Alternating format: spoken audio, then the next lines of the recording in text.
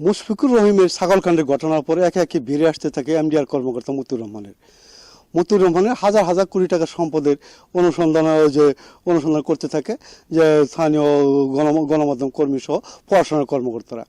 আমি এখন রয়েছি নরসিংদী মর্যাদা এলাকা, এটা হলো ওয়ান্ডার পার্ক। এই ওয়ান্ডার পার্ক কিন্তু 30 বিঘা জমির উপরে মতিউর রহমানের প্রথম স্ত্রী লাইলা কাদিজ লাকি নামে কিন্তু এই পার্কটি গড়ে উঠেছে। আমার সাথে কথা হয়েছে এলাকাবাসী, তারা আমাকে যেমনটি জানিয়েছে এলাকার অনেক মানুষের নিরীহ লোকজনের জমি জামা তারা অবৈধভাবে দখল করে এই ওয়ান্ডার পার্ক কিন্তু গড়ে তুলেছে। এই ওয়ান্ডার পার্ক শুধু যে এখানে হয়নি ওই বিনোদন কেন্দ্র হইনি, এখানে কিন্তু একটি ওই রিসোর্ট বিভিন্ন যে ডুপ্লেক্স বাড়ি ওনার এই হাজার হাজার কোটি টাকা সম্পদ কিন্তু গড়ে তুলেছে। স্থানীয় এলাকাবাসীর সাথে আমার কথা হয়েছে, তারা আমাকে যেমনটি জানিয়েছে ওনার বাবা ছিলেন একজন যে খাদ্য কর্মকর্তা, ওনা একজন কলেজের প্রভাষক ছিলেন। ওনা এই প্রভাষক থাকাকালীন যে এমডিআর কর্মকর্তা মতিউর রহমানের সাথে তিনি বিবাহ আবদ্ধ হন। এরপর থেকেই যে সম্পদের পাহাড় কিন্তু গড়ে উঠে হাজার হাজার কোটি টাকা সম্পদ কিন্তু ওনারা যে গড়ে তুলেছেন। এছাড়াও এই নরসিংদী মর্যাল যে ওয়ান্ডার পার্ক এটা কিন্তু ওই 30 বিঘা জমির উপরে গড়ে উঠেছে। এছাড়াও নরসিংদী, রায়পুরা, শিবপুর এবং গাজীপুর পূবাইল কিন্তু আরেকটি বিনোদন কেন্দ্র রয়েছে, সেখানে কিন্তু প্রায় 60 বিঘা উপরে কিন্তু জমি রয়েছে।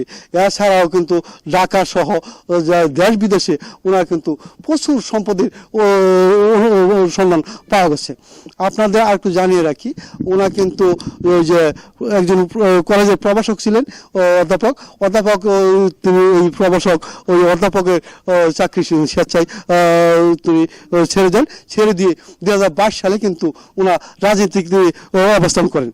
আর স্থানীয় সংসদের ছত্র ছায়া যে প্রভাবের কারণে তিনি কিন্তু বিনা প্রতিদ্বন্দ্বিতায় তিনি উপজেলা চেয়ারম্যান হিসাবে নির্বাচিত হয়েছেন। এই বছরে কিন্তু ওনার উপজেলা চেয়ারম্যান হিসাবে নির্বাচিত হয়েছেন। এখনও কিন্তু রায়পুর উপজেলা চেয়ারম্যান হিসাবে তিনি নিয়োজিত রয়েছেন।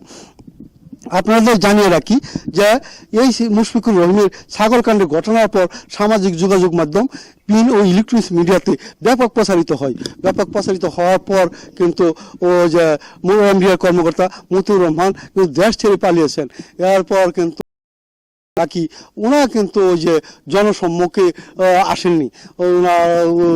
ওনার সাথে কথা বলার জন্য গণমাধ্যম বহু চেষ্টা করেছে, কিন্তু গণমাধ্যমকে তিনি এড়িয়ে চলেছেন। এই লাইলা কাদিজ লাকি কিন্তু যে কিছুদিন আগেও গণমাধ্যমের নিয়ে একটি কথা বলেছেন, তিনি নাকি বড় বড় সাংবাদিক কিনে কিন্তু ওই যে নরসিংদীতে আসছেন বলে যে ব্যাপকভাবে ইলেকট্রনিক্স মিডিয়াতে যে প্রচারিত হয়েছে।